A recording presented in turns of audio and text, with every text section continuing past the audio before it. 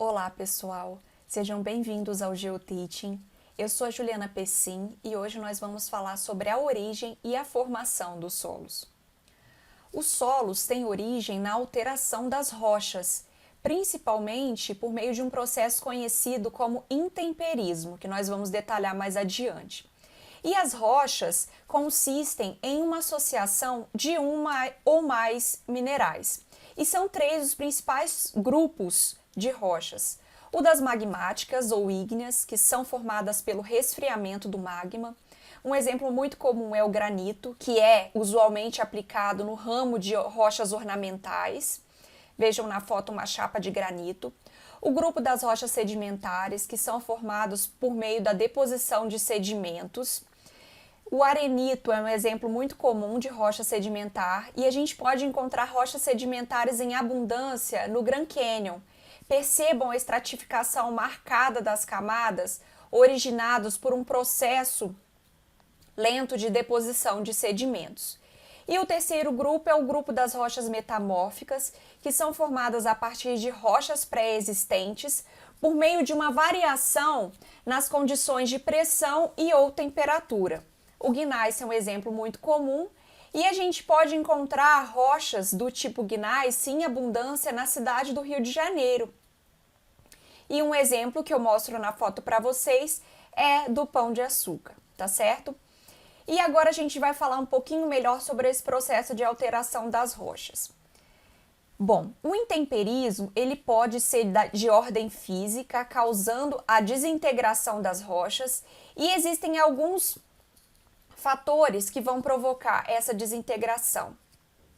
A água é uma delas, principalmente em regiões de clima muito frio, onde ocorre o congelamento de água nas fissuras, provocando a desintegração das rochas.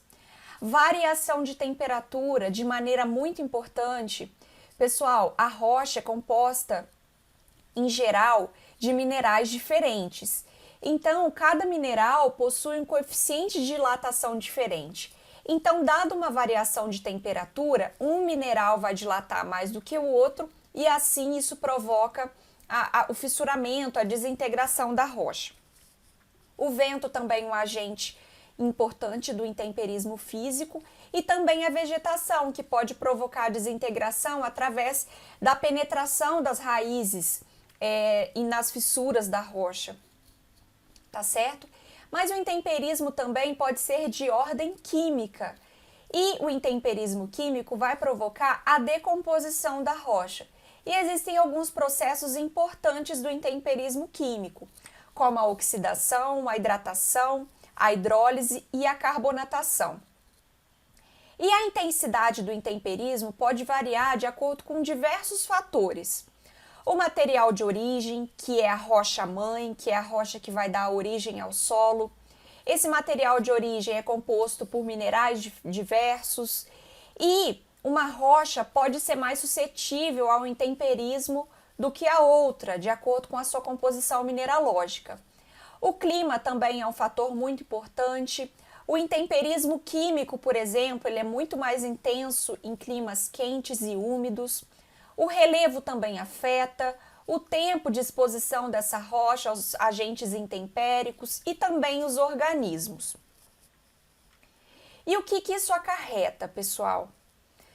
Visto essa variabilidade de tipos de rocha, de clima que a gente tem, em cada local nós vamos encontrar solos diferentes e isso é uma coisa muito importante para se ter em mente, tá certo?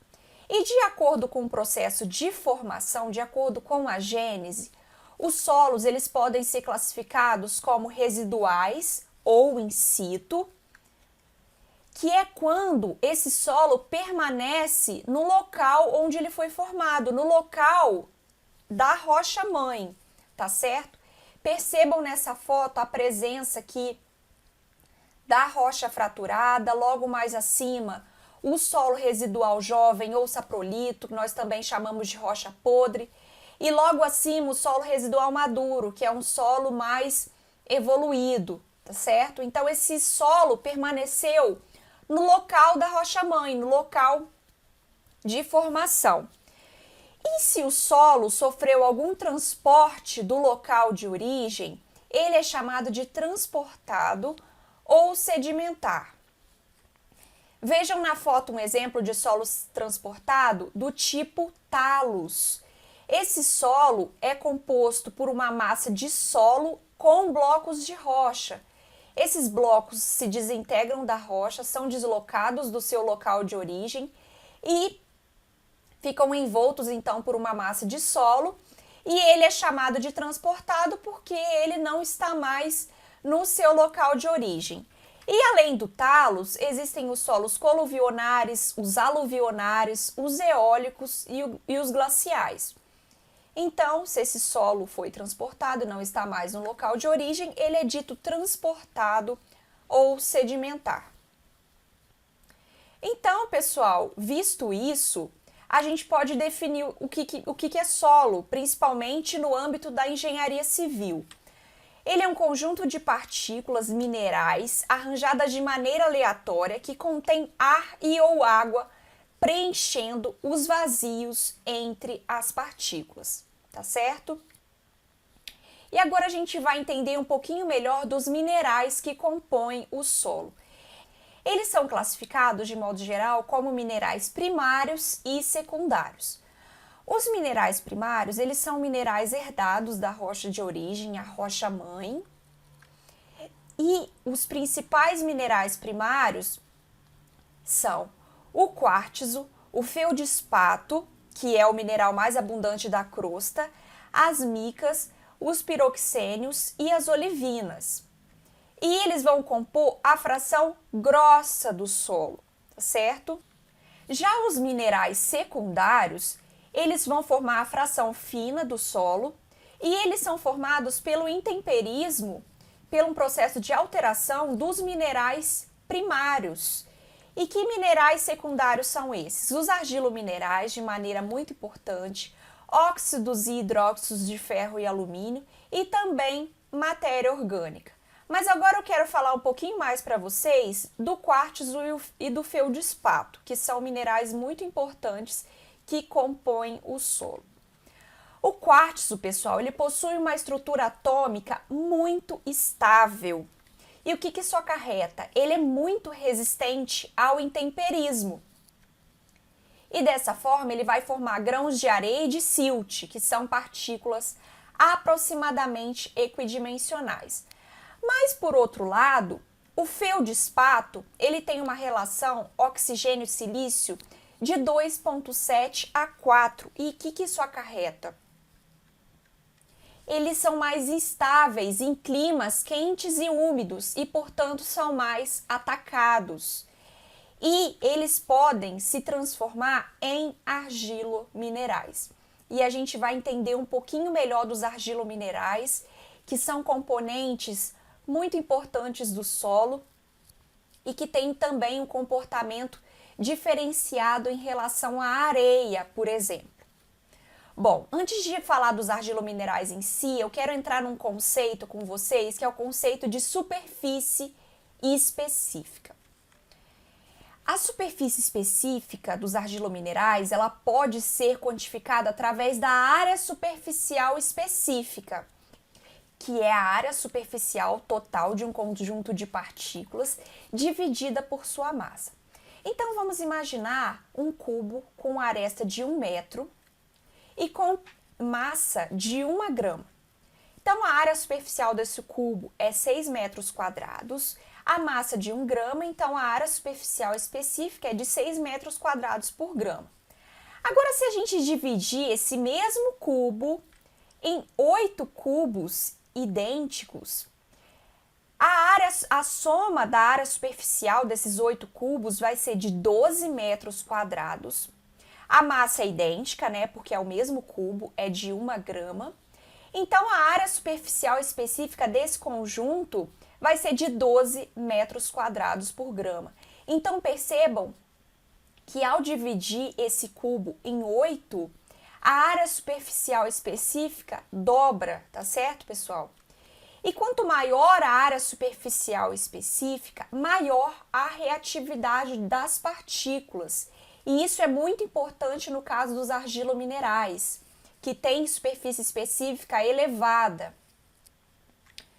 E então, para eles, a superfície específica é importante e vai diferenciar o seu comportamento, que a gente vai ver mais adiante. E agora, então, vamos entender melhor sobre a composição química dos argilominerais. Eles são minerais em forma de lâminas, que vão formar as chamadas partículas lamelares. Seus principais componentes são o tetraedro de silício, ou as lâminas de silício, e os octaedros de alumínio, ou as lâminas de alumínio. Percebam que em planta, o tetraedro de silício é semelhante a um trapézio, então a gente representa graficamente o tetraedro de silício por um trapézio. E o octaedro de alumínio, por sua vez, é semelhante a um retângulo.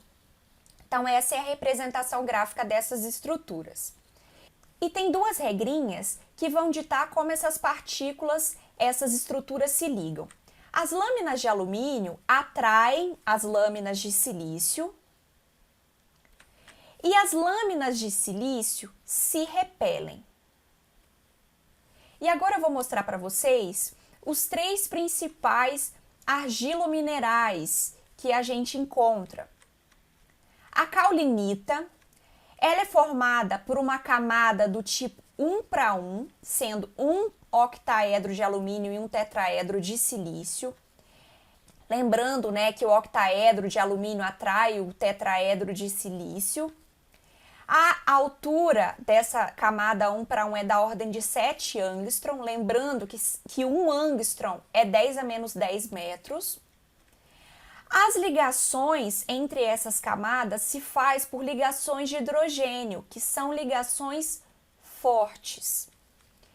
E o que isso acarreta? Isso impede a entrada de água entre essas camadas. Isso faz com que essas estruturas sejam mais estáveis e as camadas não se afastam. E a partícula resultante dessas estruturas, da ligação dessas estruturas, é da ordem de 1000 angstrom. E a área superficial específica é da ordem de 10 metros quadrados por grama. E por conta dessa ligação de hidrogênio ser uma ligação do tipo forte e a água tem dificuldade de entrar entre essas camadas, a caulinita não expande. Por outro lado, a ilita, ela tem camada do tipo 2:1, sendo um octaedro de alumínio ligado a 2 tetraedros de silício. Lembrando, pessoal, que os tetraedros de silício, eles se repelem. E o que acontece no caso da ilita? Íons de potássio se fixam entre essas camadas. E isso vai provocar a presença de ligações menos fortes, tá certo? A altura dessa camada é da ordem de 10 angstrom. Essas ligações menos fortes vão propiciar a entrada de pouca água, permite a entrada de água, mas pouca água. A área superficial específica é bem maior do que a da caulinita, é da ordem de 100 metros quadrados por grama. E como ela permite a entrada de um pouco de água, ela pode expandir, mas expande pouco, tá certo? Já a montimorilonita, do grupo das esmectitas, também possuem camada 2:1, tá certo? E as ligações entre essas camadas 2:1 são ligações fracas. Se fixam outros cátions, tá certo? E como são ligações fracas, a água percola, a água pode entrar facilmente entre essas camadas. A altura dessa camada tem ordem, é da ordem de 14 angstrom. Esses cátions, eles são facilmente trocáveis. A água entra com facilidade. A área superficial específica da montimorilonita é da ordem de 1000 metros quadrados por grama. Por quê, pessoal? Como as ligações entre essas partículas são ligações fracas, a altura da camada final fica pequena, consequentemente, a área superficial específica desse conjunto de partículas fica muito maior, tá certo? E como ela permite a entrada de água com facilidade, ela é expansiva. Essa é uma característica muito peculiar dos argilominerais do grupo das esmectitas, e um exemplo muito comum é a monte-morilonita, tá certo?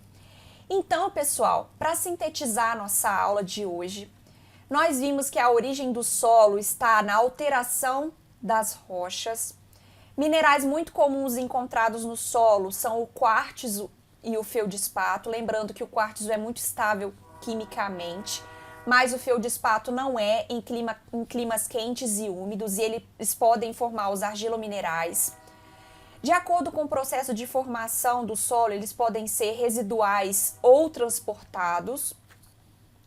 E as propriedades dos argilominerais são importantes porque elas vão afetar o comportamento do solo, como a gente vai ver nas nossas próximas aulas durante o nosso curso, tá certo?